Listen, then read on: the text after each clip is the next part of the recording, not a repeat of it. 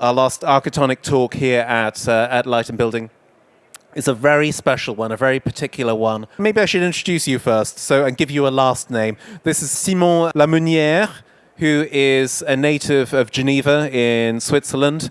And Simon, you're an artist. I don't know why I'm telling you that. You know that already. You develop projects that expand traditional boundaries of contemporary art and its dissemination.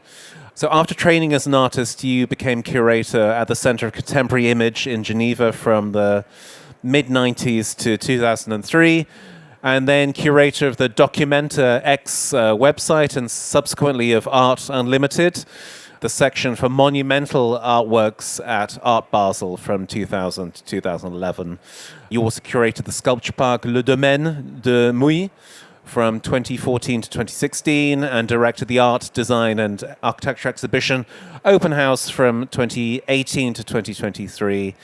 And since 2004, importantly, Simon has led Neon Parallax, a public art project involving more than 12 permanent illuminated signs around Geneva's main square.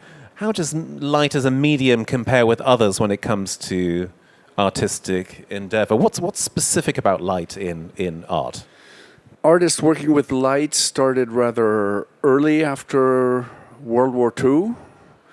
The first gesture neon was done by famous Fontana, the one who cuts paintings. And of course the question of the gesture was very interesting, and to work for the Triennale of Milano and propose a huge neon light that would repeat kind of a gesture he had done was kind of reminding also on Picasso's film of drawing on a glass window and things like that. So the gesture was interesting.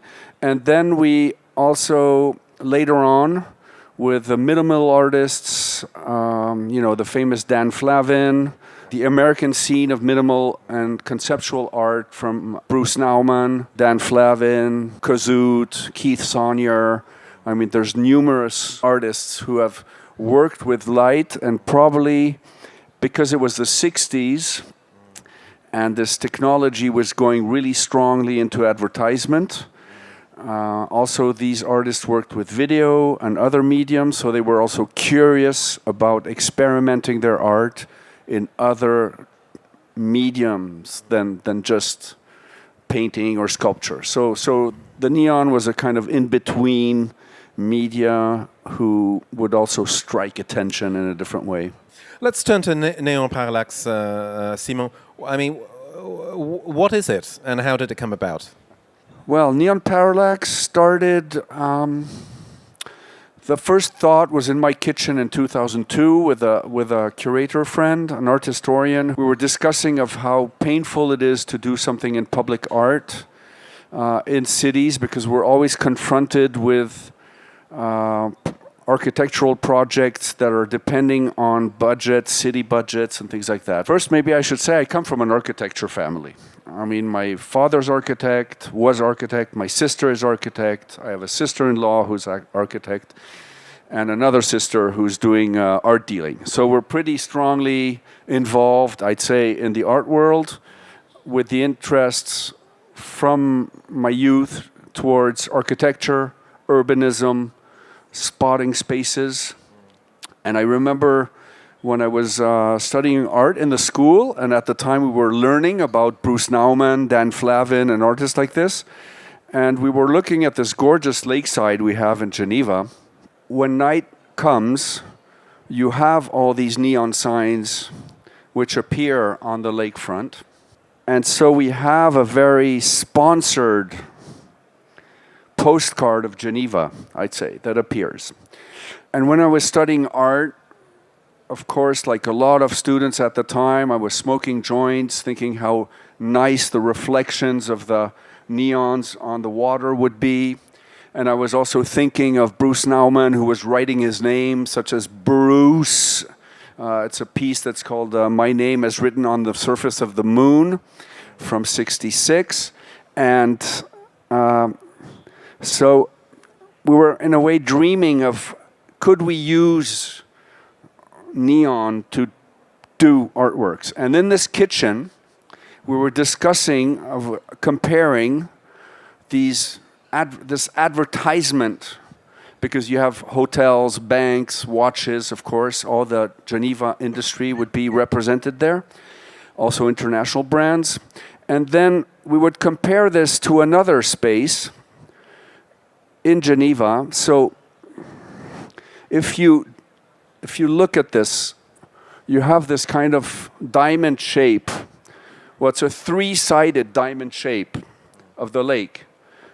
And here we have almost 100,000 square meter square in Geneva, which is empty. It's been given to the city with a constraint that it would remain empty. And by thinking of a topological analogy between this lakeside advertisement and this, which is in the middle of the city, this huge square, we thought maybe we could work on this and suggest that artists would use the same laws as the ones that are applied on the lakeside. I think it's wonderful as an artist that someone could propose me a surface like this to do a light artwork. Then I think it can interest a lot of artists with their interest in form, in shape, in messages. And that's how we got into this Neon Parallax project. And so it started with one work, one individual work, or did it start as a concatenation, as a series? We thought, okay, let's do a first set of 6 artworks, because it's a kind of critical mass. So basically we started 2006 with the first 2 artworks, the next year 2 more artworks, and the third year 2 more artworks. This was the starting budget.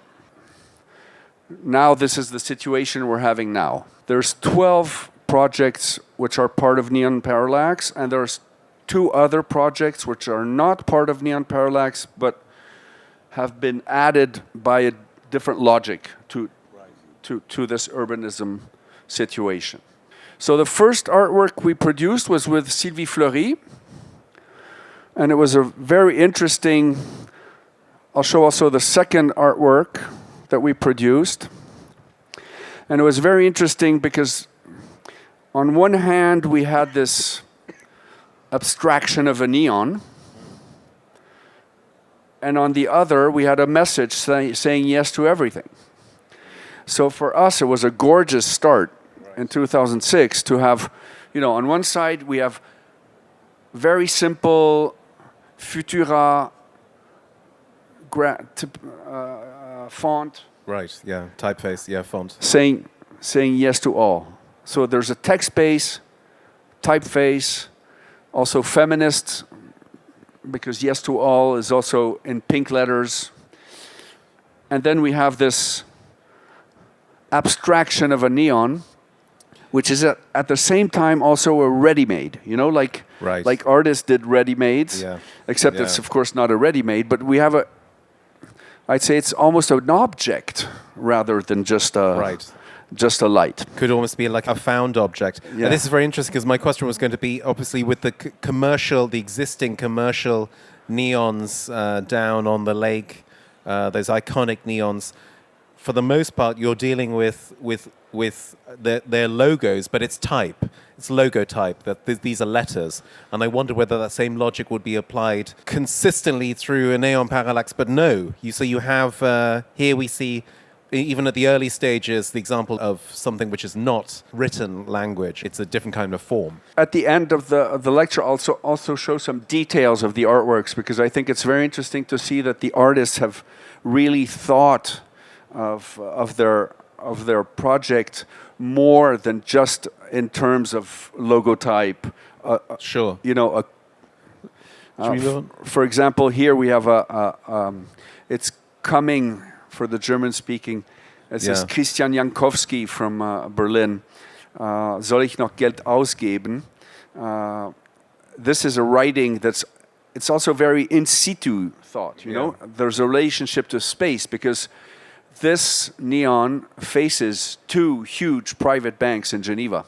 Right. on the other side. And you'll also see another piece which relates to this. So politics runs through this, right? I mean, I can see this in Yes to All, which you could also claim is to do with inclusivity and... Yeah. It's funny because actually he wrote this it's his personal writing. He wrote this in his personal agenda because he had to meet his banker. And you know, when you're independent, basically what does the banker tell? Continue spending your money or else you're going to pay taxes anyhow. So it's better to spend it. That's why he wrote this sentence. Then at the same time, we had this from Dominique Gonzalez Förster, and this was really, we almost changed title for the exhibit, for this principle of Neon Parallax, because Expodrome is the first, I won't show you any excerpts from the work, but the lettering has been specially designed by M&M, French designers, for her, so that the letters could be alternatively lit partly or in total. So you have 60 configurations, and it's also for her a little wink to Swiss clocks, because this artwork functions that every minute you have another lettering, and sometimes it seems like dysfunctioning. So it's also interesting. It could look like a logo, but obviously it isn't, and it's destructing itself constantly. We also have another piece which changes 52 times per year. That means every week there's a different lighting system. Here you see also that the colors vary. So we're still talking, the project is called Neon Parallax, but we're actually working with LED. It's the choice of the artists. They have always thought first what kind of project they want to do and which will be the best technology for this work. To deliver that, yeah. Here also from Sisley Jaffa. This is, I think, probably the sixth piece we put. And when we put this one, people started to react and look at all the others. Because before that, in a way, it looked like advertisement. So people were not paying attention to it so much. We were more infiltrating the space with messages that only some people would see. And so, of course, it's also a wink to Tati, the film Mon Oncle, where this house where the eyes move. Because if you look at these eyes, the pupil actually shows that it's looking at the opposite of you. So it gives a really weird glance. It looks at you, but it doesn't look at you. And we also have this with Dimanche. This is on a bank. Christian Robert Tissot was invited to produce this piece for a bank. And so he thought, what can I do that doesn't, do any advertisement for the bank? And banks which are never open on Sundays anyway. Exactly. It's the only day where banks don't work, for sure. Well, maybe not now. I don't know. But at least. And von Anne-Veronika Janssen, it's also lettering written on mirrors, and where the order has no importance. That's this fake test from Cambridge. She found a paper on the floor and she thought, let's put it on. And it's one of the most beloved pieces that we have there. Yeah. Of course, because the letters are in the wrong order anyway. And exactly. Actually, So it's annoying and it's fun also. Coming Soon, it's also one of my favorites because it's from Pierre Bismuth, who has always used this trailer language in filmmaking, where you always announce, the coming soon. So I think it's gorgeous to have a neon saying "coming soon," which could also be sexually interpreted. Yeah. But yes, very much. Basically, it's more related to film, and I think it's to have kind of this advertisement idea, which doesn't move, is pretty strong.